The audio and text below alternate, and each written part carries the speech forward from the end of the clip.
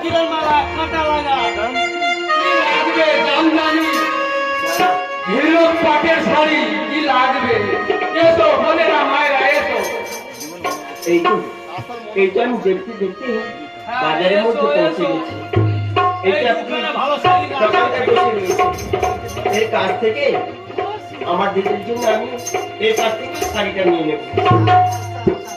ও ভাই দাদা শাড়ি নেবে? ভালো শাড়ি আছে। আরে বাবা লাগালেই চাঙ্গা। এই তো ভালো ভালো শাড়ি রয়েছে।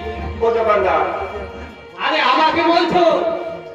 হ্যাঁ তোমায় বলছি, বলো। শাড়ি আমি নেব। আরে তুমি একে চোখে দেখতে পাচ্ছ না, আবার বড় মানুষ হেঁটে হেঁটে হাঁটতেছো, তুমি শাড়ি নেবে? তুমি টাকা দিতে পারবে? দেখো ভাই, আমি খোঁড়া এটা ঠিক কথা বলেছো, হ্যাঁ কিন্তু আমি চোখে দেখতে পাই। ও চোখে দেখতে পাও? তাহলে তুমি যে শাড়ি নেবে, আমার শাড়ির তো অনেক দাম, তুমি নিতে পারবে? দেখো দাদা, তাহলে আমি তোমাকে একটা সত্য কথা বলি। বলো। আমি যে খোঁড়া মানুষ, হ্যাঁ আমার একমাত্র দিদির জন্য আজ আমি বাবুকে দাঁড়িয়ে দাঁড়িয়ে নগর নগরে ভিক্ষে করেছি। তা কত পয়সা পেয়েছি তাও আমি জানি না দাদা। আচ্ছা এর বিনিময়ে তুমি আমাকে একটি শাড়ি দাও না দাদা। কত পেয়েছো দেখি আমি, তারপরে তো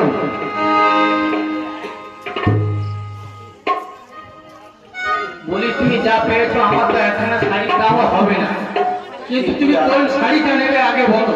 আমি এই শাড়িটা নেব। এইটা নেবে? হ্যাঁ।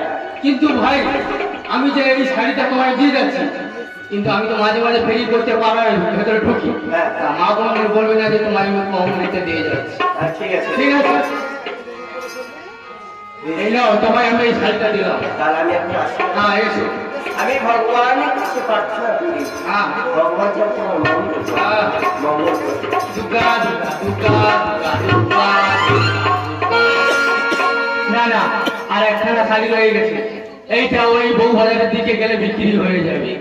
মোফেরিওয়ালা মোফেরিওয়ালা